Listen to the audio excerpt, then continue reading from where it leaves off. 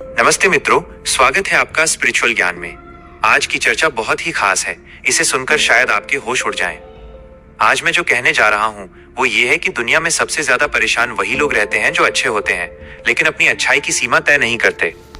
वे हर बार ये सोचकर चुप हो जाते हैं कि सामने वाला समझ जाएगा, रिश्ते निभाने पड़ते हैं, समाज क्या कहेगा, या फिर मैं बुरा क्यों बनूं। लेकिन समय के साथ यही सोच उनके भीतर एक ऐसी थकान भर देती है जिसे न कोई देखता है और न समझता है।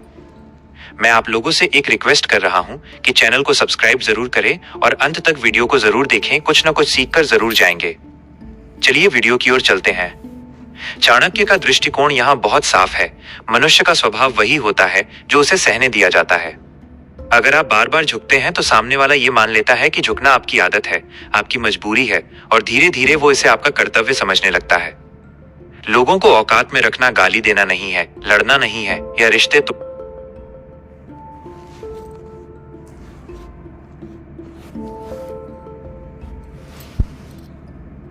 देना नहीं है। यह अपने भीतर इतनी स्पष्टता पैदा करना है कि सामने वाला खुद महसूस करे कि वो कितना आगे बढ़ सकता है और कहाँ रुक जाना चाहिए। जब ये स्पष्टता नहीं होती तब इंसान सबके लिए उपलब्ध रहता है, लेकिन खुद के लिए अनुपस्थित हो जाता है। सबसे दुखद बात यह होती है कि ऐसे लोगों की जरूरत सबको होती है, लेकिन कदर कोई नहीं करता।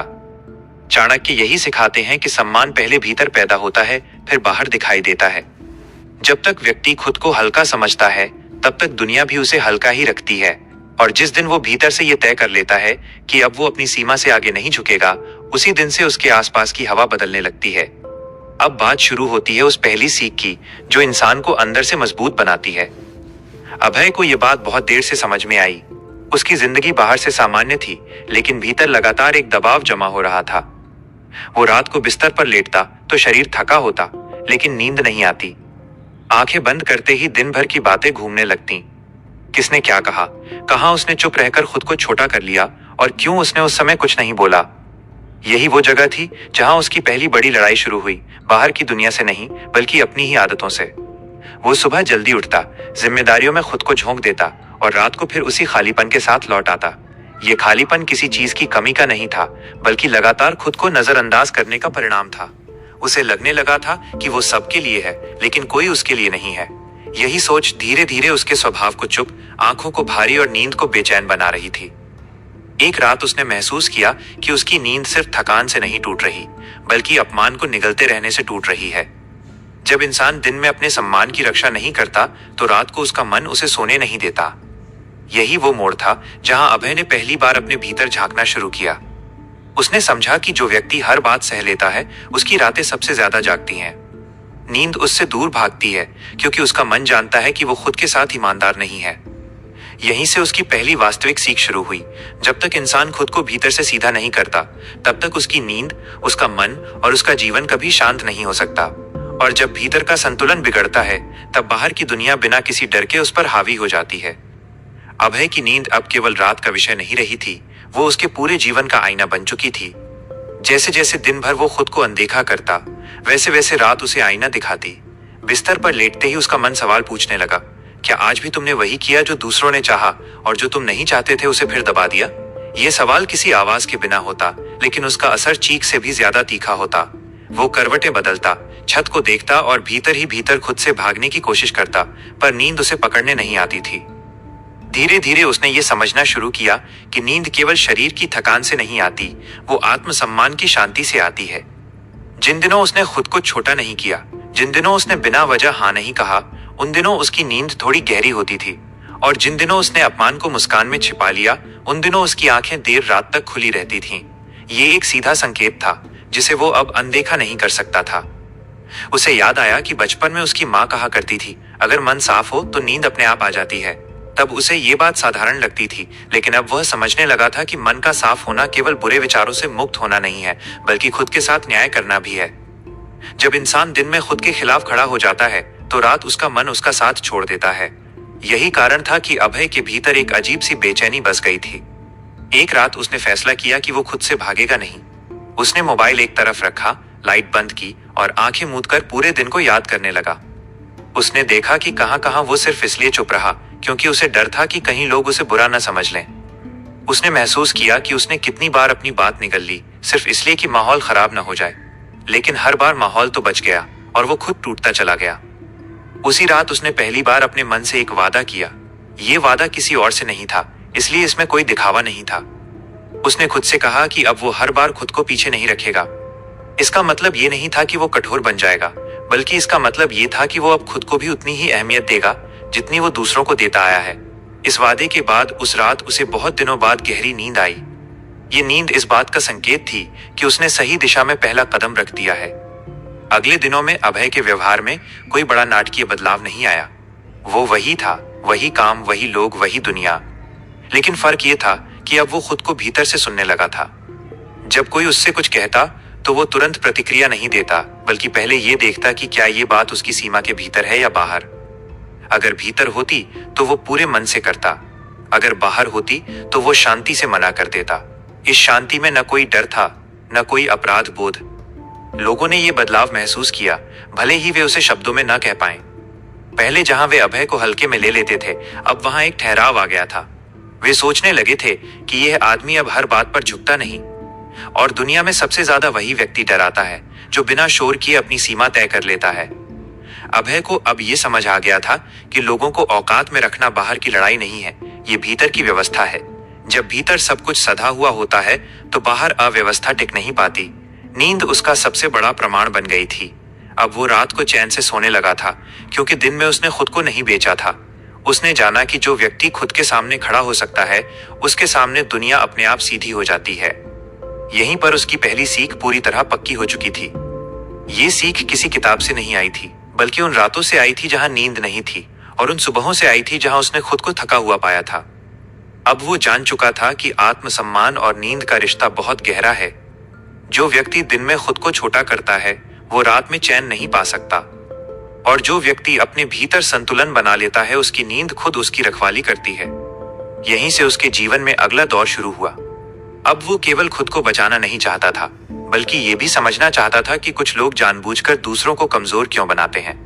उसे एहसास होने लगा था कि हर अपमान सामने से नहीं आता, कुछ बहुत मीठी बातों में लिपटा होता है, और यही समझ उसे आगे की उस सीख तक ले जाने वाली थी, जहां ये साफ होने लगा कि हर मुस्कान दोस्ती नहीं होती और हर मधुर शब्द सच्चाई नहीं होता। अभय को अब लोगों की बातों में छिपी परतें दिखाई देने लगी थीं। पहले वो शब्दों को सीधे अर्थ में लेता था, अब वो शब्दों के पीछे की नीयत महसूस करने लगा था। उसे समझ आने लगा था कि दुनिया में हर चोट तेज आवाज में नहीं लगती, कुछ चोटें बहुत मीठी मुस्कान के साथ दी जाती हैं। यही वे चोटें होती हैं जो दिखाई नहीं देती, लेकिन भीतर बहुत गहरे तक उतर जाती हैं। ऐसे ही लोगों में एक था विनय। बाहर से बेहद शालीन, बातों में मिठास, हर वाक्य में अपनापन। विनय जब भी किसी से बात करता, ऐसा लगता मानो वो सामने वाले की बहुत कद्र करता हो। लेकिन अभय ने धीरे धीरे नोटिस किया कि विनय की हर मीठी बात के अंत में कोई न कोई तुलना छिपी होती थी। वो सीधे अपमान नहीं करता था, वो बस ये जताता था कि कोई और आपसे बेहतर है, कोई और आपसे ज्यादा समझदार है, कोई और आपसे आगे निकल चुका है। पहले अभय इन बातों को नजरअंदाज कर देता था। वह सोचता था कि शायद विनय का स्वभाव ही ऐसा है, या वो मजाक कर रहा है। लेकिन अब जब उसका मन शांत होने लगा था, तो उसे ये साफ दिखने लगा कि हर बार विनय उससे बात करके जाता, उसके भीतर एक अजीब सी कमी का एहसास छोड़ जाता। जैसे कुछ छूट गया हो, जैसे वो किसी दौड़ में पीछे रह गया हो। एक दिन विनय ने उससे कहा, तुम बहुत अच्छे हो, लेकिन तुम ज्यादा आगे बढ़ने के लिए थोड़े ज्यादा सीधे हो। यह बात सुनने में सलाह जैसी थी, लेकिन इसके भीतर एक साफ संदेश छिपा था, तुम जैसे हो वैसे पर्याप्त नहीं हो। अभय उस दिन देर तक इस वाक्य के बारे में सोचता रहा। उसे एहसास हुआ कि कुछ लोग आपको गिराने के लिए आपको नीचा नहीं दिखाते, वे आपको अधूरा महसूस कराते हैं। यहीं पर चाणक्य की एक बहुत गहरी बात जीवन में उतरती है। जो व्यक्ति बार बार आपको आपकी कमी का एहसास दिलाए, वो आपका मार्गदर्शक नहीं, आपका नियंत्रक बनना चाहता है। अभय ने तय किया कि वो अब ऐसे शब्दों को बिना परखे अपने भीतर नहीं उतारेगा। उसने ये भी समझ लिया कि हर सलाह मानने योग्य नहीं होती और हर मीठी बात सच नहीं होती। अब उसने एक नया तरीका अपनाया। जब विनय जैसी बातें करता, अभय न विरोध करता, न सफाई देता। वो बस सुनता और फिर उसी शांति से अपनी बात रख देता, अपनी तुलना किसी से किए बिना, अपनी स्थिति को कमतर साबित किए बिना। वो अब ये साबित करने की कोशिश नहीं करता था कि वो भी कम नहीं है, क्योंकि उसे समझ आ गया था कि जो खुद को साबित करने में लगा रहता है, वो सामने वाले को ऊपर बैठा देता है। धीरे धीरे विनय की बातें कम होने लगीं, उसकी सलाहें छोटी होने लगीं, उसकी तुलना करने की आदत कमजोर पड़ने लगी। क्योंकि सामने अब वो व्यक्ति नहीं था जो हर बात को अपने भीतर चुभने देता था। अब वहां एक ऐसा व्यक्ति था जो सुनता तो था, लेकिन हर बात को स्वीकार नहीं करता था। यह बदलाव बहुत शांत था, लेकिन असरदार था। अभय ने यह भी महसूस किया कि कुछ लोग आपकी कमजोरी इसलिए नहीं ढूंढते कि आपकी मदद कर सकें, बल्कि इसलिए ढूंढते हैं ताकि वे आपको अपने हिसाब से मोड़ सकें। और जब आप ये समझ जाते हैं, तब आप उनसे लड़ते नहीं, बस खुद को उनके प्रभाव से बाहर कर लेते हैं। यही वो बिंदु था जहां अभय ने जाना कि लोगों को औकात में रखना कभी सामने वाले को नीचा दिखाना नहीं होता, बल्कि खुद को उनके मानसिक खेल से बाहर निकाल लेना होता है। अब उसकी नींद और भी गहरी हो गई थी, क्योंकि अब वो केवल बाहरी दबाव से ही नहीं, अंदरूनी तुलना से भी मुक्त हो रहा था। वो खुद को किसी और की कसौटी पर तौलना बंद कर चुका था। और जब इंसान ये करना छोड़ देता है, तब दुनिया की आधी चालें वहीं खत्म हो जाती हैं। अभय के जीवन में यह दूसरी बड़ी समझ थी। ये समझ उसे और स्थिर बना रही थी और उसके व्यवहार में एक अजीब सा ठहराव ला रही थी। लोग अब उससे बात करते समय सावधान होने लगे थे, क्योंकि वे समझने लगे थे कि ये व्यक्ति अब हर मीठी बात पर पिघलने वाला नहीं है। यहीं से कहानी और गहरी होने वाली थी, क्योंकि अब अभय के सामने वे लोग आने वाले थे जो सीधे कुछ नहीं कहते, लेकिन अपनी चुप्पी से, अपनी दूरी से और अपने व्यवहार से आपको असहज करने की कोशिश करते हैं। और ये समझना बाकी था कि ऐसी चुप्पियों से कैसे निपटा जाता है, बिना शायद समझदार है या फिर उसे कोई फर्क नहीं पड़ता। लेकिन अनुभव ने उसे सिखा दिया था कि कई बार सबसे ज्यादा दबाव शब्दों से नहीं, बल्कि जानबूझकर ओढ़ी गई चुप्पी से आता है। कुछ लोग बात करके आपको नीचा नहीं दिखाते, वे बस आपको अनदेखा करके ये जताने की कोशिश करते हैं कि आप महत्वहीन हैं। उसने ये बात तब और गहराई से समझी जब उसके जीवन में ऐसे लोग आने लगे जो उसके बदलते व्यवहार से असहज हो चुके थे। वे अब सीधे कुछ कह नहीं पाते थे, क्योंकि अभय बहस नहीं करता था, सफाई नहीं देता था और तुलना में उलझता नहीं था। इसलिए उन्होंने एक नया तरीका अपनाया, दूरी। बातचीत कम कर देना, जवाब देर से देना, सामने आकर भी नजरअंदाज करना। ये सब बाहर से बहुत सामान्य लगता है, लेकिन भीतर धीरे धीरे एक सवाल खड़ा करता है, क्या मुझ में ही कोई कमी है? पहले वाला अभय इस सवाल में उलझ जाता। वो खुद को परखने लगता, अपनी बातों को दोहराता और सोचता कि कहीं उससे कोई गलती तो नहीं हो गई। लेकिन अब वो इस जाल को पहचानने लगा था। उसे समझ आने लगा था कि जो लोग आपको चुप्पी से दंड देते हैं, वे असल में आपकी प्रतिक्रिया चाहते हैं। वे चाहते हैं कि आप बेचैन हो, खुद को दोष दें और फिर उनकी ओर लौट आएं। अभय ने पहली बार तय किया कि वो इस चुप्पी से डरने वाला नहीं है। उसने देखा कि जब कोई उसे नजरअंदाज करता है, तो उसका मन पहले की तरह टूटता नहीं, बल्कि शांत रहता है। वो खुद से पूछता, क्या मैंने कुछ गलत किया? और जब जवाब साफ होता कि नहीं, तो वो उसी शांति में टिक जाता।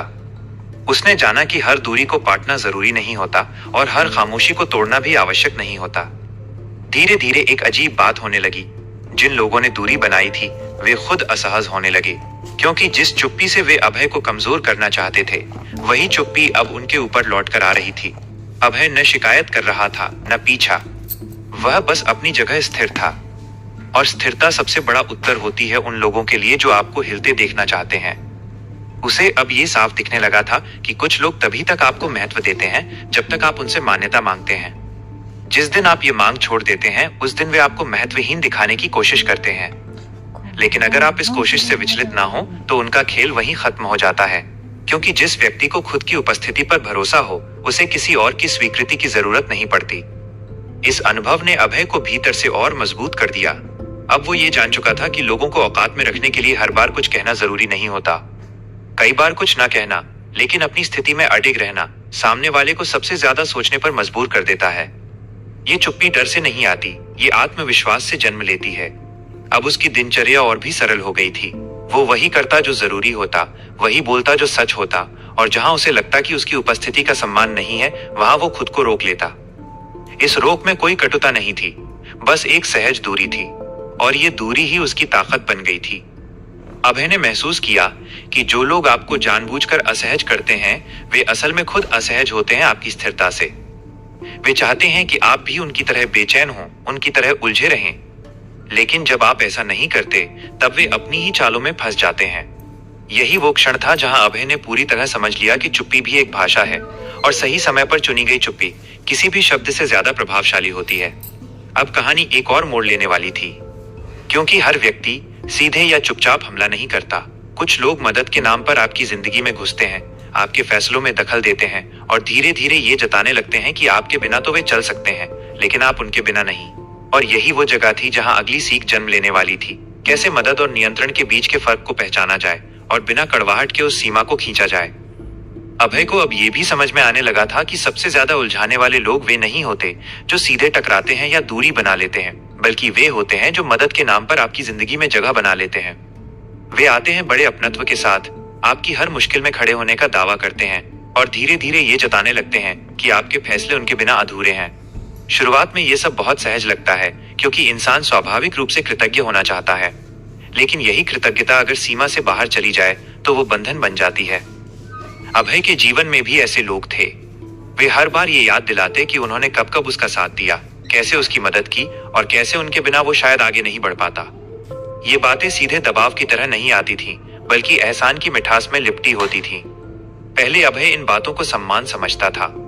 उसे लगता था कि कोई तो है जो उसकी परवाह करता है, लेकिन समय के साथ उसने महसूस किया कि हर एहसान के बाद उसके फैसलों में दखल बढ़ने लगा है। वो क्या करे, किससे बात करे, किस रास्ते पर चले, इन सब पर सलाह के नाम पर नियंत्रण होने लगा था। एक दिन उसने खुद से बहुत ईमानदारी से पूछा कि क्या ये मदद उसे मजबूत बना रही है या निर्भर। जवाब साफ था, लेकिन स्वीकार करना कठिन। उसे ये मानना पड़ा कि कुछ लोग आपकी मदद इसलिए नहीं करते कि आप आगे बढ़ें, बल्कि इसलिए करते हैं कि आप उनके सहारे आगे बढ़ें। और जहां सहारा जरूरत से ज्यादा लंबा हो जाए, वहां चलना भूलने का खतरा पैदा हो जाता है। अब अभय ने एक नई तरह की स्पष्टता अपनाई। वो मदद लेने से मना नहीं करता था, लेकिन मदद के बाद अपने फैसले खुद लेने लगा था। वो आभार व्यक्त करता था, लेकिन अपने रास्ते पर चलने से पीछे नहीं हटता था। इस बदलाव से कुछ लोग असहज हो गए। उन्हें लगने लगा कि उनका महत्व कम हो रहा है। वे फिर ये जताने लगे कि हमने तुम्हारे लिए इतना किया और अब तुम हमारी बात भी नहीं मानते। पहले ये वाक्य अभय को अपराध बोध से भर देता था, लेकिन अब वो इसे पहचानने लगा था। यह आभार की मांग थी जो धीरे धीरे अधिकार में बदलना चाहती थी। उसने ये भी समझ लिया था कि सच्ची मदद वो होती है जो आपको स्वतंत्र बनाए, न कि बांध ले। जिस दिन उसने ये बात अपने भीतर बिठा ली, उसी दिन से उसका व्यवहार और शांत हो गया। वो न बहस करता, न सफाई देता, वो बस अपने फैसलों पर कायम रहता। और यही कायम रहना बिना शोर किए सामने वाले को उसकी सीमा दिखा देता था। अगर आप लोगों को ये वीडियो थोड़ी सी भी पसंद आई हो तो कमेंट में अपनी राय जरूर दे। धन्यवाद।